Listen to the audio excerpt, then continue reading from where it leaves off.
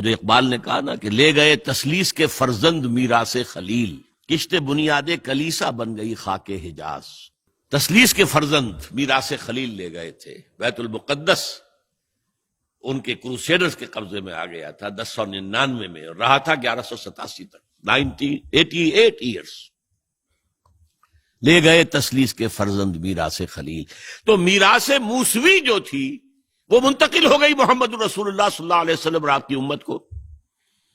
ان کا قبلہ کینسل، یہ قبلہ آ گیا، تو سب سے زیادہ دکھ تو انہیں تھا۔ اب جو وہاں سے کاؤنٹر ریولوشنری موومنٹ آئی ہے وہ عبداللہ ابن سبا یہودی۔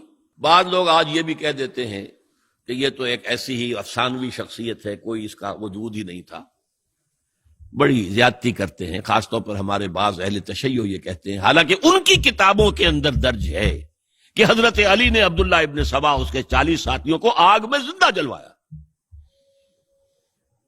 رجال کشی کے اندر دیکھ لیجیے لکھا ہوا موجود ہے۔ لیکن چونکہ کچھ لوگوں نے شیعیت کے لیے لفظ سبائیت استعمال کرنا شروع کر دیا، اس لیے وہ ڈیفنس میں کہتے نہیں سبا تو یہ تو افسانوی شخصیت ہے، سبا کوئی تھا ہی نہیں عبداللہ ابن سبا۔ نہیں، عبداللہ ابن سبا ایک شخص تھا یہودی، وہ اسلام کا لبادہ اوڑھ کر آ گیا دارالاسلام میں۔ حضرت عثمان رضی اللہ تعالیٰ عنہ کا ہے۔ اور ایک مغالطہ میں چاہتا ہوں کہ ان دی فرسٹ انسٹنس دفع کر دوں۔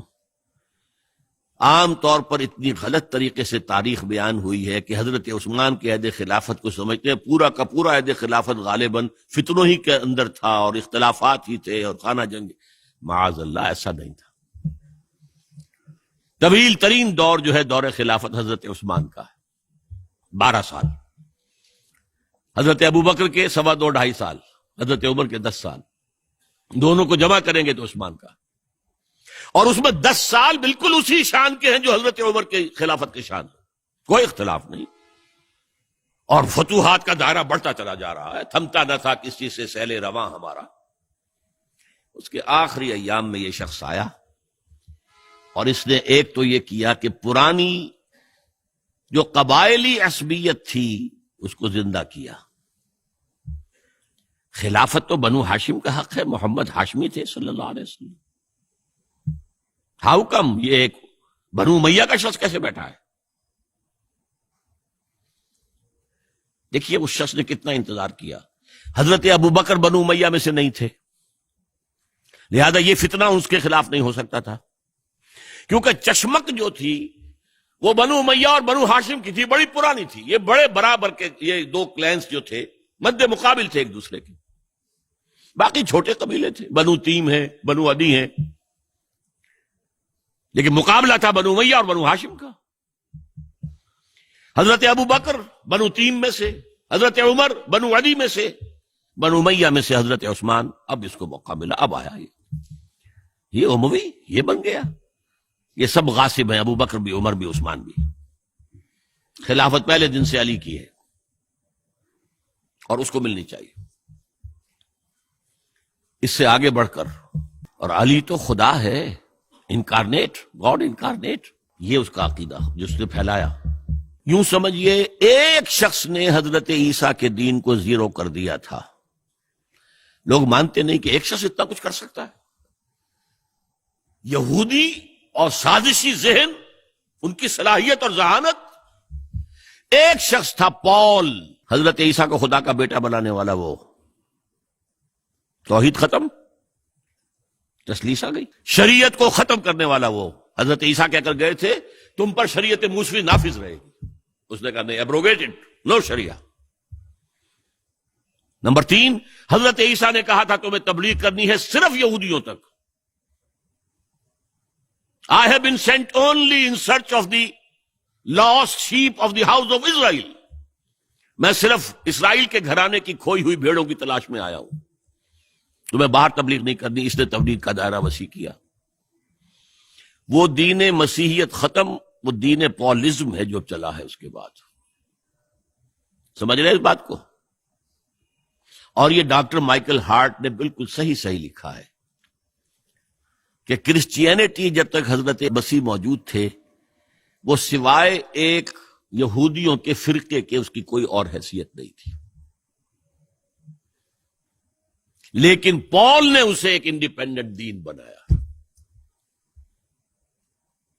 ایک شخص کی کارروائی ہے یہ ساری، اور آج پوری دنیا، پوری عیسائی دنیا اسی پر ہے، تسلیس پر بھی، اور شریعت ختم، اور دعوت جو ہے کرتے پھر رہے ہیں پوری دنیا کے اندر۔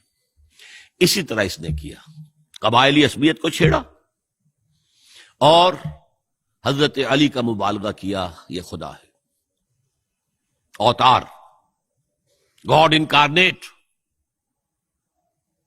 تیسرا کام کیا کیا کہ حضرت عثمان رضی اللہ تعالی عنہ اور ان کے جو عاملین تھے، گورنر کوفے کا ہے، گورنر شام میں دمشق میں ہے، گورنر مصر میں ہے، ان کے خلاف پروپیگنڈا شروع کیا، یہ بیت المال میں خیانت کر رہے ہیں، یہ غبن کر رہے ہیں، یہ اپنے عزیزوں کو جو ہے پال رہے ہیں، ان کو دے رہے ہیں، وہ اقربا پروری کر رہے ہیں، اور یہ کر رہے ہیں، اور ٹیکنیک کیسی عجیب، کوفے میں کوفے کے گورنر کے خلاف بات نہیں کریں گے، دمشق اور مصر کے گورنر کے خلاف بات کریں گے۔ اب کہاں دنیا کے پاس ذرائع تھے کہ کوئی ویریفائی کرے بھئی یہ بات صحیح ہے کہ نہیں ہے، غلط ہے، نہ کوئی ذرائع رسل و رسائل ہیں، اور اگر آپ کوفے میں کھڑے ہو کر عثمان نے یہ کر دیا، عثمان نے یہ کر دیا، عثمان نے یہ کر دیا، یہ کر دیا، اب کون اس کو جو ہے اس کی تحقیق کر سکے گا؟ دمشق میں گئے ہیں تو دمشق کے گورنر کے خلاف کچھ نہیں، عثمان کے خلاف، اور کوفے کے گورنر کے خلاف، اور مصر کے گورنر کے خلاف، مصر میں گئے ہیں تو اس کے خلاف کچھ نہیں، دمشق اور کوفے کے گورنر کے خلاف اور عثمان کے خلاف، اور پھر ہر طرف سے بلوائیوں کو لا کر گھیراؤ کر لیا حضرت عثمان کے گھر کا۔ یہ تحریک ہے جو بہت زبردست کامیابی سے ہمکنار ہوئی۔ اب تمام صحابہ کہہ رہے ہیں حضرت عثمان سے کہ آپ ہمیں موقع دیں کہ ہم ان کا سر کچل دیں، آپ فرماتے نہیں، یہ مجھ پر الزام لگا رہے ہیں نا، میں وضاحت کرتا ہوں۔ اپنے گھر کی چھت کے اوپر کھڑے ہو کر آپ نے کہا دیکھو یہ میں نے نہیں کیا، یہ میں نے نہیں کیا، میرے یہ احسانات بھول گئے ہو۔ حضرت علی نے مسجد نبوی میں کھڑے ہو کر جتنے الزامات لگائے تھے ان سب کی طرف سے برات کا معاملہ کیا کہ جھوٹ کہہ رہے ہو تم، عثمان پر کوئی غلطی جو ہے، کوئی خیانت ثابت نہیں، لیکن جنگ کی اجازت حضرت عثمان نہیں دے رہے،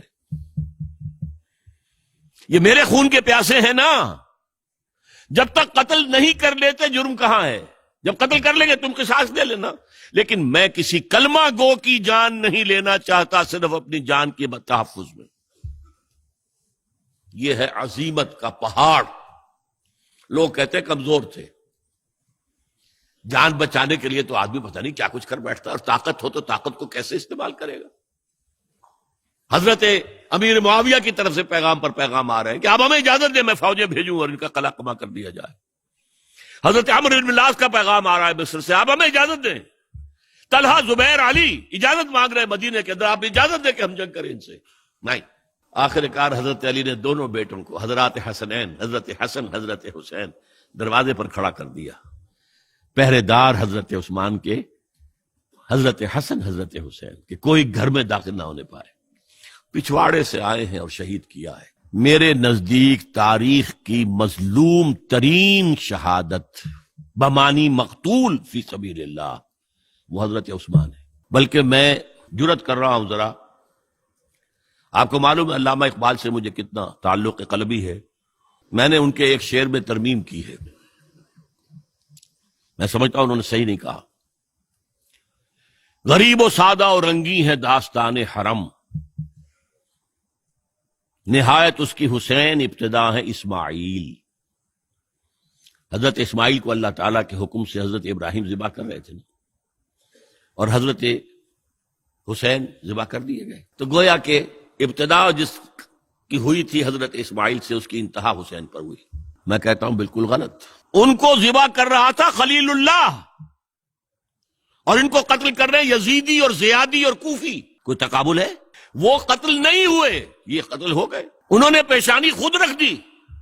یہاں تو حضرت عثمان لڑتے ہوئے، حضرت حسین لڑتے ہوئے شہید ہوئے، کون سی چیز مشترک ہے؟ ایک مصرے میں جمع کر دیا ہے، صنعت لفظی تو آپ کہتے ہیں اس کو، لیکن کیا مشترک کیا چیز ہے؟ اور میں نے امید ہے علامہ اقبال سے ملاقات ہوگی اگر آخرت میں، تو وہ میری اس بات کو تسلیم کریں گے۔ میں نے اس شعر کا دوسرا جو مصرع ہے بدلا ہے، نہایت اس کی ہے عثمان ابتدا حابیل، حابیل جنہوں نے کہا تھا بھائی جان آپ مجھے قتل کرنے کے لیے ہاتھ اٹھائیں گے تو میں اپنا ہاتھ نہیں اٹھاؤں گا آپ کو قتل کرنے کے لیے۔ عثمان نے کہا کہ میں نہیں کسی کو قتل کروں گا، کسی کلمہ گو کو، جو مجھے قتل کر دیں گے پھر ان سے قصاص لے لیں۔ عثمان کے پاس لاکھوں کی فوجیں، اسٹینڈنگ آرمیز، پھر بھی انہوں نے اپنی جان دے دی۔ حضرت حسین بہرحال جتنے بھی افراد تھے بہادری سے، شجاعت سے لڑتے ہوئے شہید ہوئے، اس میں کوئی شک نہیں، لیکن لڑتے ہوئے شہید ہوئے نا، حابیل کی طرح۔ یہ تو نہیں کہا کہ تم مجھے کرتے ہو تو کر دو، میں تو تمہیں قتل نہیں کروں گا، نہیں۔ بہرحال یہ جو تھا فتنہ، اس کو کہا ہے اور اس کو کتاب میں لکھا گیا، باقاعدہ ایک تصنیف ہے، الفتنۃ الکبریٰ، عظیم ترین فتنہ، حضرت عثمان کی شہادت۔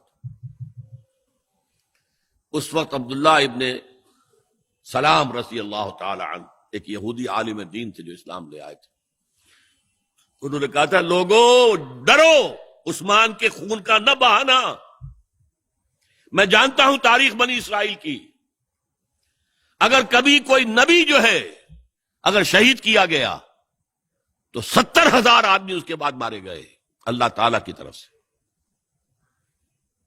اور نبی کا اگر کوئی خلیفہ قتل کیا گیا تو 35,000 آدمی مارا گیا۔